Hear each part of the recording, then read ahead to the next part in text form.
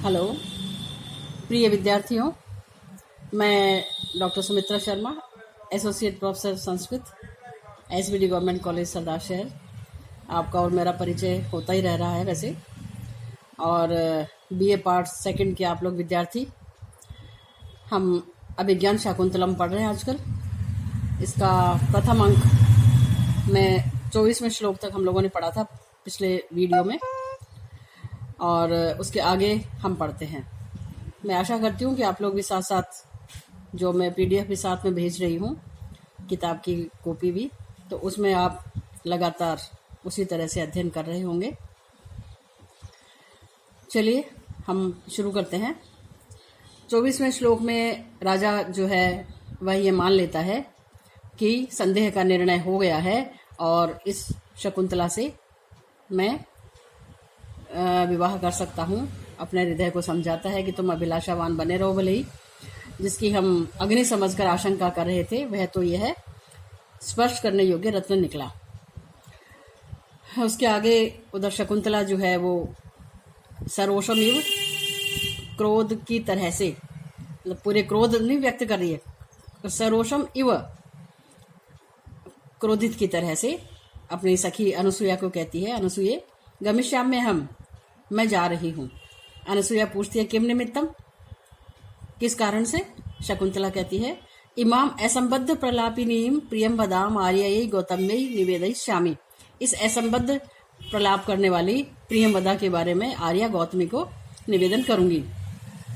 अनुसुईया कहती है सखी न युक्तम अकृत सत्कारम अतिथि विशेषम विसृज्य स्वच्छंदतो गमनम। सखी उचित नहीं है इस तरह से अकृत सत्कारम अतिथि विशेषम, ये जो अतिथि विशेष आए हुए हैं इनका सत्कार किए बिना इनको छोड़ करके स्वच्छंदतः जाना न युक्तम, उचित नहीं है। अभी तो आए हैं ये अतिथि, हमने इनका कोई सत्कार भी नहीं किया और इनको ऐसे छोड़ दें और हम चले जाएं, ये अच्छा नहीं लगता। अनुसुईया समझाती है। मैंने आप लोगों को पहले बताया था कि कई बार क्या होता है परीक्षा में ये चरित्र चित्रण भी पूछ लिया जाता है प्रश्न में, तो उसमें कभी शकुंतला का आ जाता है, जैसे कि अभिज्ञान शाकुंतलम नाटक की नायिका का चरित्र चित्रण कीजिए। कभी अनुसुईया और प्रियम वदा का भी पूछ लिया जाता है। तो मैंने बहुत शुरू में आप लोगों को स्पष्ट किया था कि अनुसुईया जो है वह धीर गंभीर और एक जिम्मेदार व्यक्ति के रूप में इसमें दिखाई गई है, और प्रियम वदा जो है वो थोड़ी चुलबुली है, नटखट है, प्रिय बोलती है और तुरंत बुद्धि भी है। तो इस तरह से इनका ये चरित्र चलता रहता है, तो आप लोग ध्यान दें पढ़ते पढ़ते ही साथ में ही।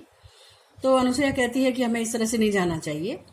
शकुंतला न किंचित उक्त्वा प्रस्थिते हुए, शकुंतला बिना कुछ बोले जाने जाने को सी होती है।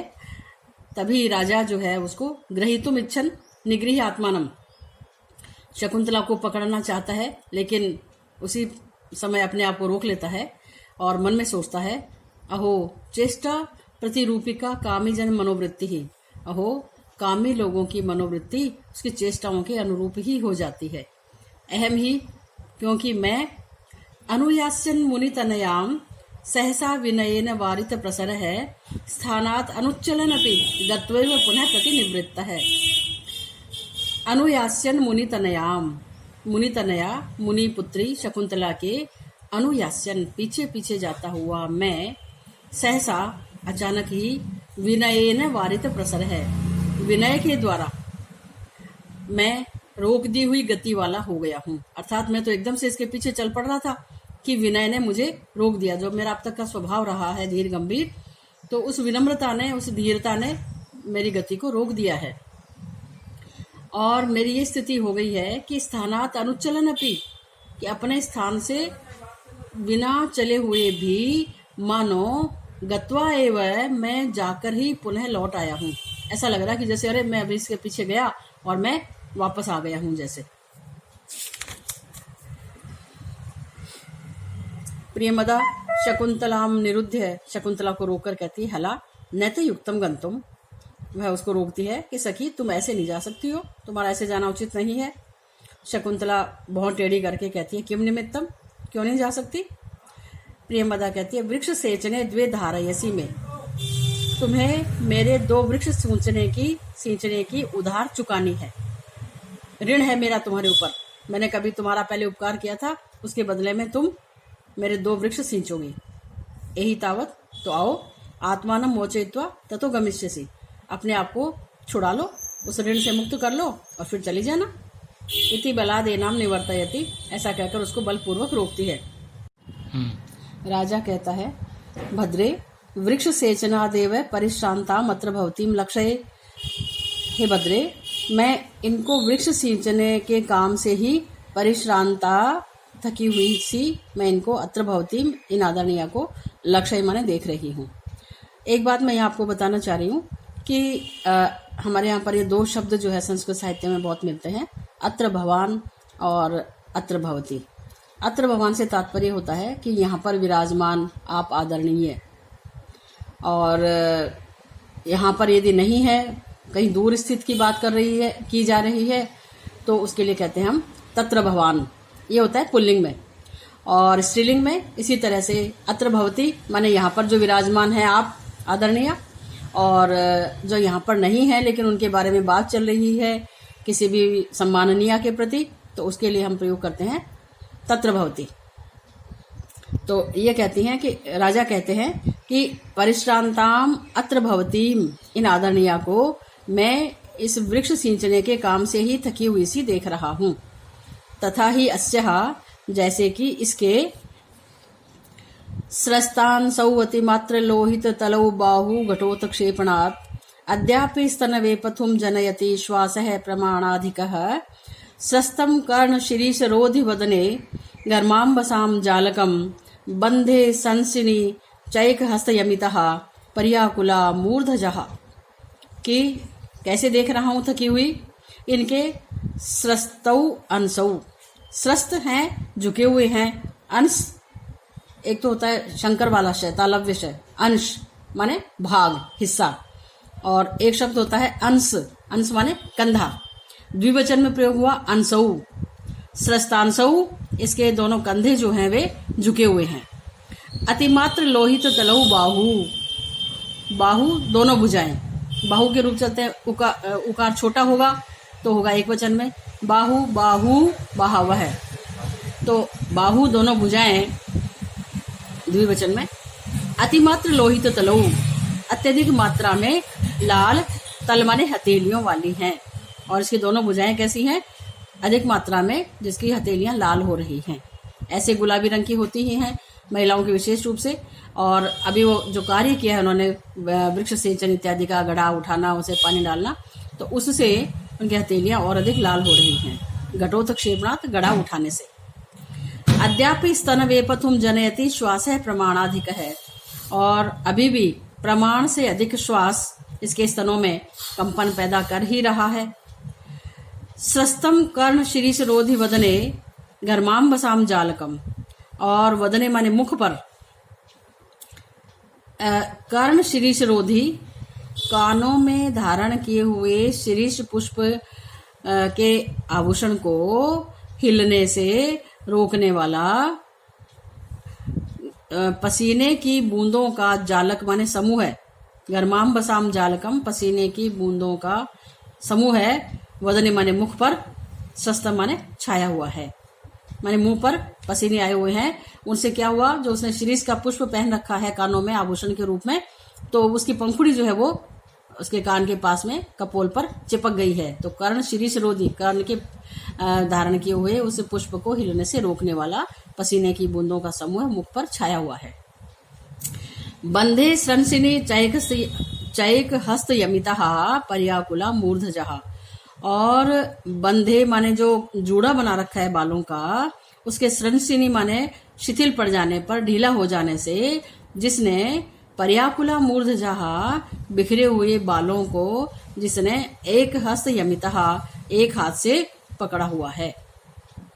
कार्य किया उसने, पानी दे रही है, कभी भर रही है कलश को, फिर उसे पानी डाल रही है, तो ये जो परिश्रम हुआ उससे उसका जो जूड़ा था केश पाश वह ढीला हो गया। ढीला होने से उसके बाल जो है वो बिखरे हुए हैं, पर्याकुल हैं, तो उनको उसने एक हाथ से पकड़ा हुआ है। तो इन सब बातों से पता चल रहा है कि ये तो वृक्ष सेचनादेव परिश्रांता, वृक्ष सींचने से ही थकी हुई लग रही है मुझे। तद अहम एनाम अनृणाम करोमि, तो राजा आगे कहता है कि तो मैं इनको उऋण कर देता हूँ, मैं इनका कर्ज चुका देता हूँ। कैसे? इति अंगुलीयकम, अंगुलियम दातुम इच्छति, ऐसा कहकर वह अंगूठी उतार करके देना चाहता है। दोनों सखियां जो है वे नाम मुद्राक्षराणि अनुवाच्य परस्परम अवलोकयत है, वे नाम मुद्रा के अक्षरों को पढ़ करके बांच करके परस्पर एक दूसरे की तरफ देखती हैं। राजा ने जब वो अंगूठी उतारनी चाहिए तो उसके ऊपर जो अंकित है नाम, उसको उन दोनों ने पढ़ करके एक दूसरे की तरफ देखा, अनसुया और प्रेमवदा ने। राजा उनके उस भाव को कुछ समझता है और कहता है, अलम अस्मान अन्यथा संभाव्य, आप हमारे बारे में कुछ अन्यथा विचार मत कीजिए, हमें अन्यथा मत समझिए। राज्ञ परिग्रहोयम इति राजपुरुषम माम अवगच्छते, यह राजा का परिग्रह है, ये राजा की कृपा है, ये सोच करके आप मुझे राजपुरुष समझिए। माम माने मुझको, अवगच्छते जानो, क्या जानो, राजपुरुष। राजा मत समझो आप मुझे कि मैं दुष्यंत नाम से अंकित अंगूठी पहने हुए हूं तो मैं राजा हूं, नहीं नहीं, ये राजा की कृपा है कि उन्होंने मुझे ये अंगूठी दी है, तो मुझे आप राजपुरुष ही समझो। प्रियवदा कहती है, तेन ही न अर्हति एतत् अंगुलीयकम अंगुली वियोगम, तब तो यह अंगूठी अंगुली से वियुक्त होने योग्य नहीं है, अर्थात तब तो इस अंगूठी को अंगुली से अलग नहीं करना चाहिए। आर्यस्य वचनेन उऋणा इदानीम एषा, आप आर्य के वचन से ही यह उऋण हो गई है।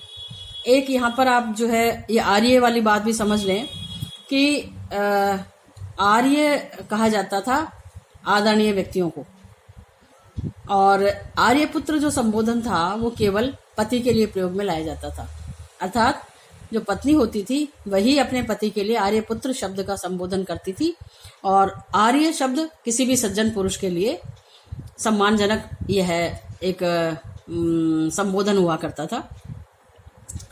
अस्तु, तो वह कहती है कि आर्य के वचनों से ही ये उऋण हो गई है। फिर कुछ हंस करके कहती है, मैंने आपको बताया पहले कि यह चुलबुली है, नटखट है, ऐसी बातें करती है। तो हंस करके कहती है, हला शकुंतले मोचितासी अनुकंपिना आर्येण, सखी शकुंतला तुम इन अनुकंपिना आर्येण, कृपालु आर्य के द्वारा तुम मुक्त कर दी गई हो, उऋण कर दी गई हो। अथवा महाराजेन, आर्येण अथवा महाराजेन, माने वो समझा रही है कि ठीक है आप कहते हैं तो हम आपको मान लेते हैं राजा राजपुरुष, लेकिन हम समझ गए कि आप महाराज ही हो, तो आर्येण अथवा महाराजेन, ऐसे वो हंस करके कह देती है कि इन आर्य के द्वारा अथवा महाराज के द्वारा तुम उऋण कर दी गई हो। गच्छ इदानीम, अब तुम जा सकती हो। शकुंतला मन में सोचती है, यद्य आत्मन है प्रभविष्यामि, जाऊंगी तो तब ना जब मैं अपने वश में होंगी, अर्थात मैं कौन सा जाना चाहती थी, मैं तो ऊपरी दिखावा कर रही थी, मन में सोचती है। प्रकट में कहती है, का त्वम विसर्जितव्यस्य रोधव्यस्य वा, तुम मुझे भेजने वाली या रोकने वाली कौन होती हो। राजा शकुंतला विलोक्य, शकुंतला को देखकर मन में सोचता है, किन्नु खलु यथा वयम अस्याम एवं इयम अपि अस्मान प्रतिशात, क्या जैसे मैं इनके प्रति, शकुंतला के प्रति, वैसे ही क्या यह भी हमारे प्रति उसी प्रकार की भावना रखती हैं, मन में सोचता है राजा। फिर कहता है, अथवा लब्धावकाशा में प्रार्थना, अथवा मेरी प्रार्थना को, चाहना को अवकाश मिल गया है, अर्थात सहारा मिल गया है। कुतः, कैसे, क्योंकि वाचम न मिश्रयते यद्यपि मद वचो भी ही कर्णम ददाति अभिमुखम मयि भाषमाणे, कामम न तिष्ठति मदानन सम्मुखी नाम भूयिष्ठम अन्य विषय न तो दृष्टिरस्यः, कि जब मैं बोलता हूँ वाचम न मिश्रयति, तो मेरी बात में बात नहीं मिलाती है ये, यद्यपि मद वचो भी, मेरे वचनों में, यद्यपि यह मेरे वचनों से अपना वचन नहीं मिलाती है, माने मेरी बात में बात नहीं मिलाती है, लेकिन कर्णम ददाति अभिमुखम मयि भाषमाणे, लेकिन मेरे बोलते हुए होने पर यह कान देती है, अर्थात यह बड़े ध्यान से उन बातों को सुनती है। कामम न तिष्ठति मदानन सम्मुखी नाम, और भले ही यह मेरे मुख के सामने मुख करती हुई भूयिष्ठम अत्यधिक नहीं रुकती है, लेकिन भूयिष्ठम अन्य विषय न तो दृष्टि रस्या, लेकिन इसकी दृष्टि, इसकी नजरें किसी दूसरे विषय पर ज्यादा भी नहीं चलती हैं, अर्थात ये कहीं और भी अधिक देर तक नहीं देखती है, तुरंत इसका ध्यान मेरी तरफ आ जाता है। तो इसका मतलब ये है कि ये मुझे उपेक्षित तो नहीं कर रही है। तो इन सब बातों से ऐसा पता चल रहा है कि इसका भी मेरे प्रति प्रेम भाव शायद उत्पन्न हो गया है। उसी समय नेपथ्य में आवाज सुनाई देती है, वो तपस्विन है सन्निहितः तपोवन सत्व रक्षा यही भवता है। हे तपस्वियों, तपोवन के सत्व माने प्राणियों की रक्षा यही रक्षा के लिए सन्निहितः भवता है। आप सब लोग इकट्ठे होइए। प्रत्यासन्न किल मृग्या विहारी पार्थिव दुष्यंत है। शिकार प्रेमी पार्थिव माने राजा, दुष्यंत प्रत्यासन्न किल निकट ही आ पहुंचा है। मैंने आपको बताया था नेपथ्य किसे कहते हैं, पर्दे के पीछे। बहुत शुरू वाले लेक्चर में मैंने आप लोगों को समझाया था कि रंगमंच पर जो पीछे वाला पर्दा होता है उसको ऊपर नेपथ्य कहते हैं, जिसके पीछे तैयारियां चल रही होती हैं। सब लोग मेकअप करते हैं, अपने डायलॉग्स याद करते हैं, किसी और प्रकार की भी तैयारी करनी पड़ती है कि अभी पर्दा खुलते ही अपन को ये स्टेज पर लगाना है, वो सब तैयारी चलती रहती है नेपथ्य में। तो उधर से आवाज सुनाई देती है उनको, मंच पर खड़े हुए को, कि हे तपस्वियों, आप सब लोग तपोवन के प्राणियों की रक्षा के लिए इकट्ठे हो जाओ, क्यों कि शिकार प्रेमी राजा दुष्यंत नजदीक आ पहुंचा है। कैसे पता चल रहा है? तुरग खुर हतस तथा ही रेणु विटप विषक्त जलार्द्र वल्कलेशु पतति परिणतारुण प्रकाश है शलभ समूह इव आश्रम द्रुमेशु। जैसे कि तुरग खुर हत है, घोड़ों के खुरों से उड़ाई गई रेणु माने धूली, विटप विषक्त जलार्द्र वल्कलेशु, विटप माने शाखा पर जो जल से गीले वल्कल वस्त्रों को सूखने के लिए डाला हुआ है उनके ऊपर पड़ रही है। और वो है कैसी?